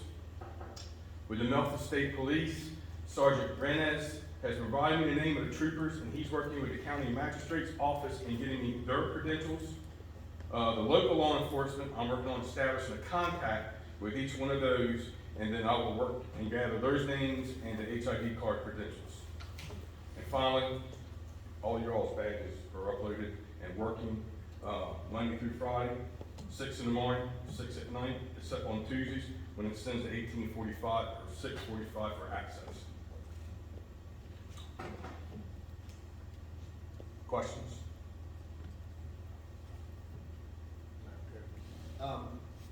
I appreciate being included with the emails, but all the local law enforcement will have the same card that the state police use to get in and out of the magistrate area. Everybody has those same cards. For the state police, yes, the magistrate's office, yes. Yeah, but I'm saying all the local law enforcement will have these same cards. Okay. All of them have access to that. I will check. If that helps. Yes, it does. And secondly, we need help with getting contact information for all the chiefs for the local towns Correct. in Accomack County. Send me an email or call me tomorrow, and I'll help you out with that too. Got you. Appreciate it. Yes, sir. No problem. Do you have like a timeline for this rollout? As soon as I get the information, the biggest one is the deputies, 33 of them. We've got over 1,000 HID cards in our system. So as I get the information, I upload it in and let my point of contact know at each entity that their access is ready. And we will be granting the sheriff, all law enforcement, 24/7 access, all doors. So their badge will look like your badge? I have no idea. There's so many flavors of these badges. Sometimes they're little dots. Sometimes they're just like this one. It just varies. When I was doing it, 15, 16 months ago now, it was just a plain white card, same size, plain white card, but it was chip enabled. This is the most common one, is this one, but there are other types. You understand what I'm Yeah. So, and as long as they're HID 26 key enabled cards and you support the standard, they'll work just fine. Would you, when everyone is done, could you just shoot us all an email and let us know that Almost they're done. all? I'll shoot you. That would be good. Okay. I like the email. Do I not, Dr. Hall? Any other questions? Comments? Thank you all. Thank you. Thank you.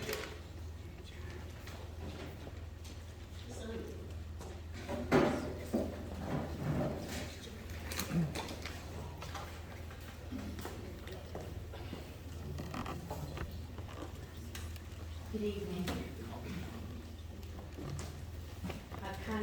is the title of this, CARES ESSER ART funds, because they've been called a conglomerate of that over the extended period. So I'm just gonna give an overview. The first one that we applied for was our ESSER 1 allocation. We applied for that in August of 2020. We made amendments in August of 21 and October of 21. It was 1.689 million. It expired in September of 21, and we expended it timely. So that closed in September of 21. These were the items, and this is on board docs and it's on public. So I know it's a whole lot of items, and I'm not gonna go over them, but these are the items that the ESSER 1 funding covered and paid for. You'll see some consistency in this, because in ESSER 1, just take the very first one, part-time assisted personnel. The first year we did this, they were part-time, and then in a future ESSER allocation, they became full-time. So it's not like they're redundant, it's time period. So if you do see duplicity here, it's because of that, because we were continuing on with what we saw as a valuable service. So you see, especially with the first one, there's a lot of disinfectant, face masks, all that kind of stuff, because this was us going, as it was applied for in August of 20, this is as we were going back to school with the hybrid AV plan, and so we were doing lots of that type of thing. Then at basically the same time, we wrote a number of competitive grants, whereas the first one, ESSER 1, was an allocation. That is what we were given. We didn't have to try to get more or less. That 1.6 was what Accomack County Schools was allotted. So these were all competitive grants. We applied for them in August of 20. They expired in September of 21. They were all expended timely. Just to let you know, the biggest one on that, on Vision, was a technology-driven grant. So the other ones, Vision, we got a lot more than we thought we were gonna get, but some of them, like say facilities upgrade or cleaning supplies, you looked at a rubric and saw what a division our side was allowed to apply for, but it was still competitive, and you had to apply to receive the grant. Then came the ESSER 2 allocation. That application was March of 21. We amended it in September and November of 23. You might notice it expired in September of 23. Why is there an amendment after the fact? Because somebody at the state level classified something in object code 3000 that we had accounted for in object code 8000 or something like that. It was just a change of object code. That was just 5.956 million, and we expended that timely and completely as well. And this is what that funded. And once again, you'll see the common thread of the part-time custodian and the part-time assistant personnel. You'll see some big items that we talked a lot about in here: the touch-free bathroom fixtures, the slope metal roof at Shinnecock High School, the fresh air HVAC system at Shinnecock High School, the bus purification units. These are things that I think have all come up in these meetings. Then we had the CSL FRF HVAC. We applied for that in November of 21. We did an amendment in January of 23. This was $955,514. This was competitive as well. If we had not had the local match requirement that we had replaced the chillers at Shinnecock Elementary, Nandua High, Shinnecock High, and Tangier combined, we would not have received any of these funds. It was only because we were able to grab that local match that we had just replaced these chillers. And there are the 4 items which this grant funded. It expires in December of this year. We've been dragging along with these Punkatig VAVs for some time because they must be installed when there's no kids in school. So we had 10 of those left. 5 of them were installed over Christmas break, and the other 5 were scheduled to have been installed last week over spring break. So that will complete that. Variable VAV, variable drive units.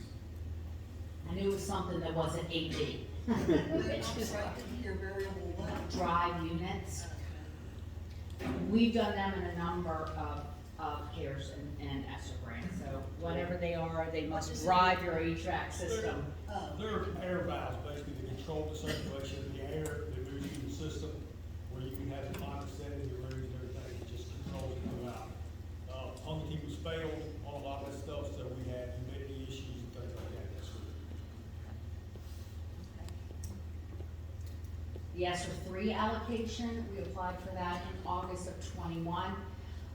We made an amendment in February of '22 because our allotment our allocation actually increased slightly, so we had to do an amendment for that. We also did an amendment in January of '23, which that's when the actual amendment was filed. We met here and had public hearings in December of '22 and actually passed it, because that was required statewide by DDOE. And one of the things that they asked you to look at, if you recall, they wanted you to look at putting as much of your unexpended funds or projects that you don't know that you're going to be able to complete, and there'll be money left. They wanted it to address learning loss. They have a minimum percentage that they want to address learning loss, and we are over that percentage. As I've been saying, we are in the process of looking at what funds we think we will have left with this, because it expires in September of this year. We're planning on having a presentation to this board either this second April meeting or the first May meeting, and then we also will need a public hearing.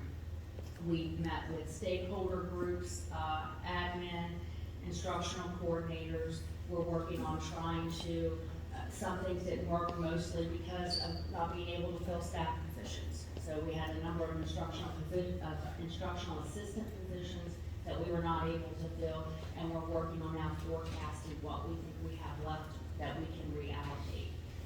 That expires in September of this year. And this is what was and has been and is being funded by ESSER allocation 3. Once again, this is an allocation. They tell us what we get. We don't get to get more or less. They give us that allocation. So these are the things that we're spending $13 million on. Yes. So we'll just take one, 4 assistant principals. We weren't able to hire 4 assistant principals, but we've used retired principals to come back. So there's some money there. We have to project to see if there's money left over. This is what is in the ESSER 3 application, amended application. So you'll recognize some things that are getting ready to happen, the elementary outdoor learning pavilions. You'll recognize some things that have been completed. Is this the one? Yeah, the elementary playgrounds. Did we buy the band instruments? It seems to me that came up. We have bought some, and we have some POs to buy some more. And the tennis courts, we've been talking about those more. Right, Mr. Bennett has looked into that somewhat. correct. I've got prices to do it. Yeah, that's one of the things that hasn't happened yet, but it's because look at how many of these things have happened. But yeah, the tennis court is in the ESSER 3 application. I think we're also looking into possibly pickleball, Yes. since that's a thing. What we spent so far, how much do we have left? That's what we're working on to present our adjustment plan. And that'll be in our public First, we'll present to you, to this board, and then the presentation will be on board docs, and then that will give 2 weeks for people to read it and come back and make comments. And we're still going forward with the outdoor learning pavilions. Yes, ma'am, I think Mr. Bennett's met with all 5 elementary principals about what they want. I think they're all excited about it.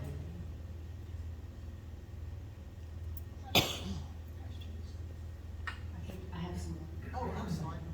I left mine. There was a lull. I left it at the, well, that's because this is the big one that we're coming back with. Okay. Here, these are other miscellaneous CARES ARP ESSER grants that we have received. One of the very first ones was CRF, Coronavirus Relief Fund. We got $867,000. If you remember, They were trying to decide how to do it, whether to do it by composite index or whether to do it by number of students, and they ended up doing a mixture of it. We wanted composite index for obvious reasons, but anyway, that was expended by December of 20. Both of the SPED, flow-through and preschools, got ARP money. Those were both expended by September of 23. The ARP homeless grant, we have about $19,000 left in that. That will be expended by September of this year. The school health workforce development grant, $80,000. Tanya's almost finished with that, it's very close. CARES Act assessment, 17.8, that's been timely expended. Emergency connectivity fund, that's the hotspots and computing devices for instructional aids, that has been timely expended. The ESSER 3 Learning Lab application, this is the one that I've been saying almost every time I come here. That's a before and after school and summer school. We will not be able to expend that all. It is only restricted for elementary schools. We have called the state, we've asked them if we could open it up for middle and high, the answer is no. We've asked them if we can do a number of other things, the answer is no. So we will not be able to expend all of that. Then the last three are some kind of small ones. The TEAL grant was $30,000. This is where you, Clara Chandler handled this when she was here. Beth came in actually after it had expired. You send everything out to teachers and you give them, and there's criteria that we will pay for classes for them. All you can do is send it out. We spent all but $9,900 of that. That expired in August of 23. The RARS grant is like the second tier of that. That expires in June of this year. We won't expend all of that because you can only do the RARS if you did the TEAL already. So the data's out there and we don't have that much participation. No, we don't, you have to be, to go into the RARS grant the second year, you have to have already been in the first iteration. And the caveat is that everyone that was submitting through the grant had to go to Grand Canyon University. So we only have about 6 teachers that took advantage of that through the first round. And so they're the only ones that are eligible for the second round, unfortunately. And then the last one, that mentor teacher, that will be expended timely in September when it expires. So I believe that is it. Are there any questions? Oh. On the ESSER 3 Learning Lab, those two that you were saying, Yes. we won't be able to expend in time. How much of those two, the before and after school and the summer school, how much do we stand to lose? I don't have the most current data on the,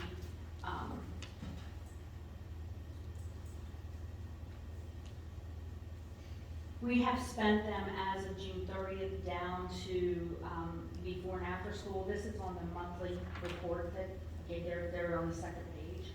So it was 384 before and after school, and then 343 in summer school that was left.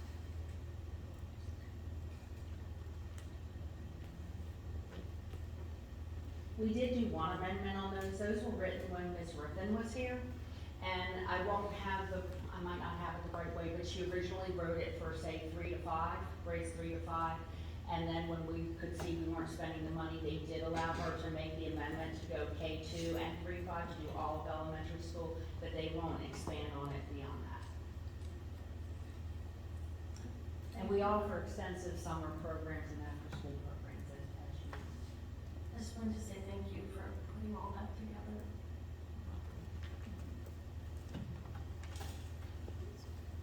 And it's on board docs if anybody wants to see it. For some reason, I cannot, it wasn't, it appeared late. Oh, yes, because I came in yesterday to do this. Oh. Can anybody else see theirs? Yes. I'm doing one. Mine doesn't open at all, either one. I just put it on, I can't say you're the one who doesn't get it. All right, thank you. Thank you.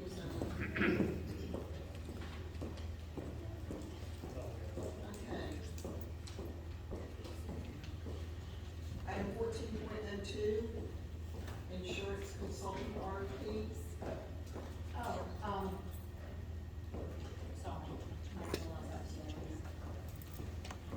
I put that on initially because Mr. Taylor had a question, and I think that we have that resolved. If we're putting it out, RFP. We're putting the health insurance, the medical, dental, and vision, but not the consultant. You don't want to do the consultant too? If we do the consultant, you're gonna be shading your timeline. I thought I put this in an email. If you do the consultant, you're gonna be shading your timeline, that you might not be able to get your medical, dental, and vision back. We are able to go out and procure a consultant and stay in compliance with the Virginia Public Procurement Act. It falls under the threshold. We do not have to issue an RFP for the consultant. And we were gonna use the one that we used before, and that the county's still currently using and very happy with. I think we were just a little concerned because you had said, we hadn't heard anything from him, you had reached out to him, and there was no response. No, I had reached out, actually Carlton West had reached out to the county procurement specialist to say, were the schools included in your RFP request? And that's who we did not hear back from, not the consultant. The consultant is I've reached out to them and they're trying to get in touch with us, and Beth's gonna be working on this too. Do you have a contract with them already? No, we do not.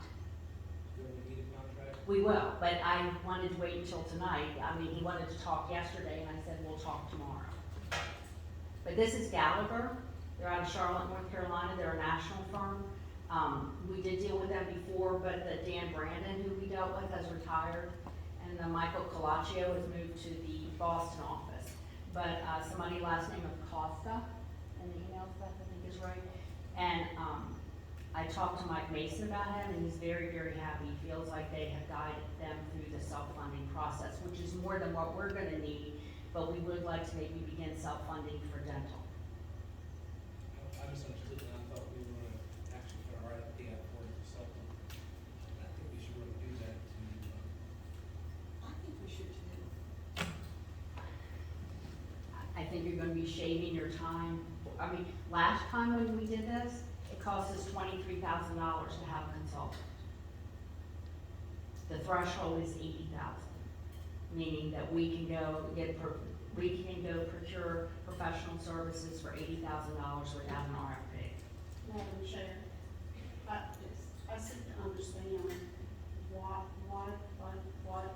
do we feel that the consultant should be, what is our basis for thinking that? Just competition, fair competition, trying to get the, be the big, good stewards of our money and make sure that we're getting the best steward we can get.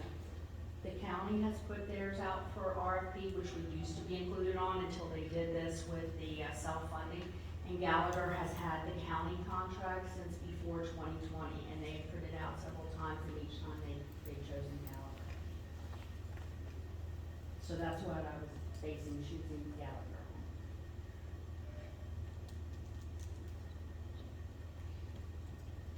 I moved to go ahead and do an RFP for a consultant. I feel like we need to do that. I feel the insurance for our staff and all that's high, and I think. You do understand we're going out on RFP for the health insurance? I think Yes. so, we're gonna go for dental. No, we're gonna go out for medical, dental, and vision. We will do an RFP for medical, dental, and vision, which is very, very complicated, and the consultant will help write that RFP and manage that process. Okay. Yeah, we are definitely, we don't go out for medical insurance without an RFP. We never have. Now, we would renew it 3 times or whatever, but no. The consultant will be the one responsible for helping to write that RFP, putting out all the data that we need, managing that with the actual insurance companies, and coming back and presenting to this board. So what's Gallagher going to charge us? I was waiting until after tonight to talk to them. They charged us $23,000 in 2020. And it's the same So thing. he can charge whatever he wants, because we're not gonna put this out in RFP. They have an established relationship with the county and with us before. I don't think that they're gonna gouge us, but I'm always up for negotiation, but. No, we're definitely going out on RFP. That's what this firm will do. I understand that, but again, I just feel like we should do something, but it's up to the board. Well, you made a motion to put to have an RFP for the consultants. Is there a second? Yes. Is there any further discussion about fair competition for a consultant? Yes. Can you just explain a little bit more in depth for me, so I understand what's.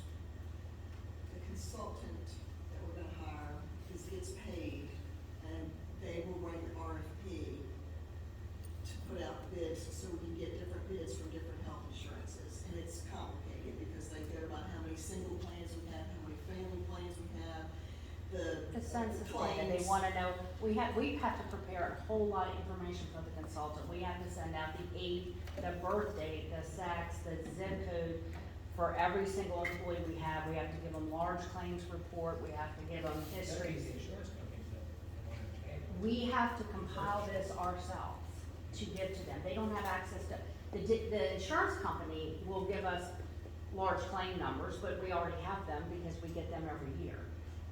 They will give us what we've had since we renewed last in July. But yet, we have to do all the census data work ourselves, because nobody has access to that. What does RFP stand for? Request for proposals. So under the Virginia Public Procurement Act, if you have a bid which is for goods or services, it's IFB, invitation for bid, and if you're asking for professional services, it's RFP for services. Chair, I got a question, for Beth. So what's the detriment of online or anything for that? So if we are to write an RFP for a consultant, we have never done this before, so short of trying to get the counties and cloning theirs from not this time with the self-insurance part of it, but the time before. We do not have a procurement office. We do not. We do it all ourselves between buildings and finance, and I'm dragging Beth in it. So we don't have a procurement office. And so we would have to go and find, we had to do this on the classification and compensation study too, and that's why it took it so long. Claire and I pulled from 6 different divisions across the Commonwealth, and we tried to look at what it was we wanted. We're actually writing it ourselves. And, all of us have full-time jobs, so it's not, it's difficult. Now, if I can clone, or if we're able to clone the counties from when they went out on RFP last time, we will do that. But that is the concern, is that we will have to write an RFP, which, probably 50 pages. Some of the ones we've written have been 50 pages, Bobby, so we wrote that classification and comp one from scratch, and it just takes a lot of time. And I didn't wanna push, we need to go out on an RFP for our medical insurance. That is what is of paramount importance, I believe, to the division. And, I was just worried that would shake. I wasn't counting on an extra, you print an RFP out, you write it, you leave it out 2 to 4 weeks. I wasn't counting on that in the timeline to push back. Could we look at existing co-op contracts? I don't, possibly, Beth, do you know where any of those exist for that? Existing contracts for what? Cooperative procurements? I mean, we can look, but. That is for the consultant.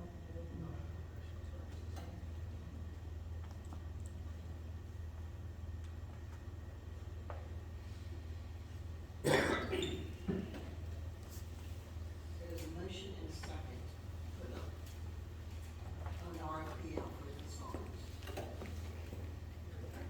Yes. So it seems the concern is that this isn't writing this RFP, is it something that we're skilled at doing, is that, should we look into getting someone to write out? They, apparently, I guess sometimes they copy other people's, or they find similar ones, or in the last case, they have to write it themselves. We don't think that, so the county's done it already, and they picked this one particular, can we talk with the county to see why they picked that particular, and why they didn't pick the others, and what the other ones were, or do you think it's a totally different ballgame? I don't know, they might have different needs.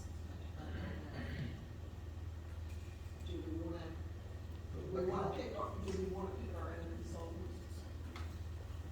Well, we would have to do an RFP to pick a consultant. Yes. And the county already did that. Yes. And they picked the same one that we were gonna go with. They did that 5 years ago in 2020. And again, they've done it at least twice.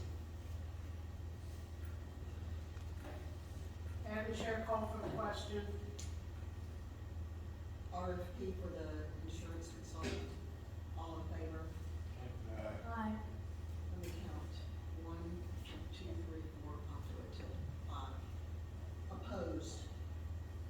4. Motion fails. Or motion carries. I'll abstain. Oh, okay.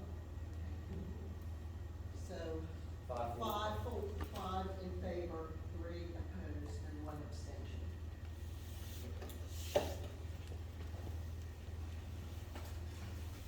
Next up, school board items. Mr. Spivey, your items. Moving on. Johnson? Ms. Jackson?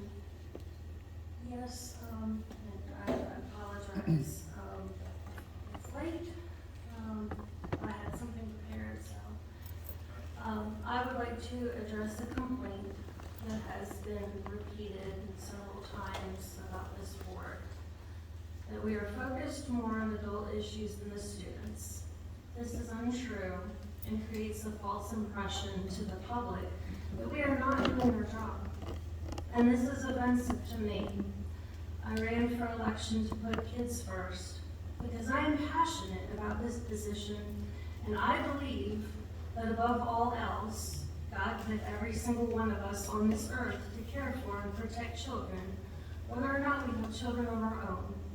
I happen to have 2 school-aged children, and they especially inspire and motivate me every day, although I do love all children. And I work hard for all of these kids every day, and it's wrong for anyone to imply otherwise, especially multiple times.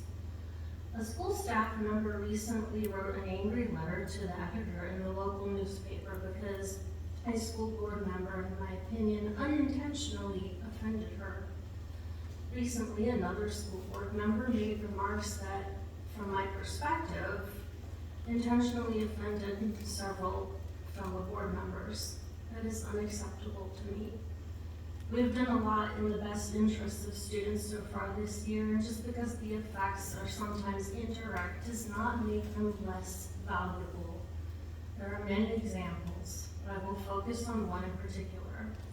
We recently passed an updated hiring policy that states that 2 school board members shall serve on the hiring committee for every position above teacher, meaning principals, department heads, and so on.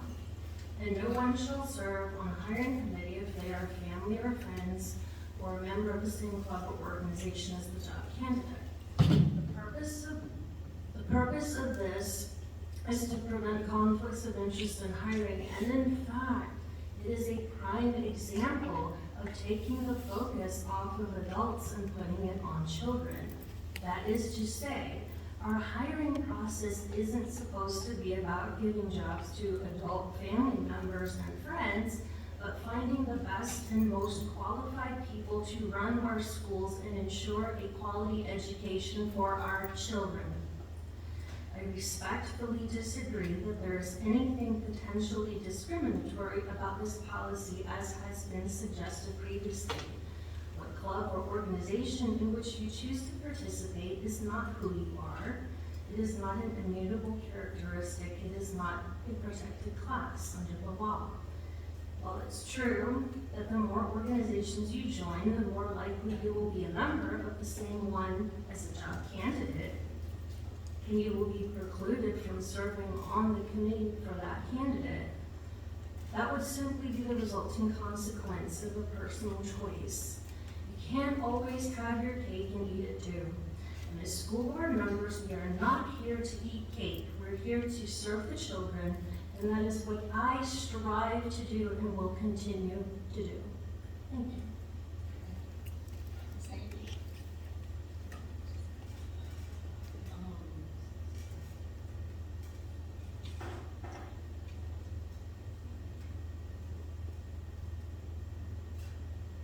I would just like to say that, and I feel as a responsible member of this board, as if we want our division to improve, and I will say this, I've said it many times before, I will always say it, if you want to get better, you must identify the areas that you are weak, and you must seek to improve those areas. And sometimes people get their feathers ruffled, but it's for a greater goal of improving the division and helping these students get the best education that they can. And so when we bring up problems, it's not that we're trying to cause trouble or embarrass anyone. We are trying to make things better. That is my intention, and I'm sure that is the intention of my fellow board members. Mr. Taylor. I would just like to say that glad to see that the STEM program kids came out. Very proud to see how enthusiastic, and proud of how well they did. So glad that they came out this evening. So I hope we keep moving forward with our STEM program. No comment. I'd like to say a few things. Obviously, the food service department, is anybody here from food service still? So obviously, as you can tell, they're pretty irritated tonight at me. I take full responsibility for that. Obviously, you know, my choice of words probably weren't the most professional words that I could have used, but obviously it's taken a little out of context. Mainly just talking about the quality of food, not the, you know, understaffed, underpaid, underappreciated cafeteria workers that are in this county. I wish they were still here. Obviously, they got to get up early and they got to prepare food. So obviously, you've seen the passion in these people's faces tonight, whatever, about me attacking their job.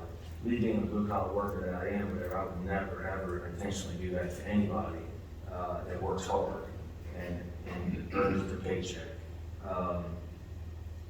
You know, these people get paid $12.50 an hour or whatever.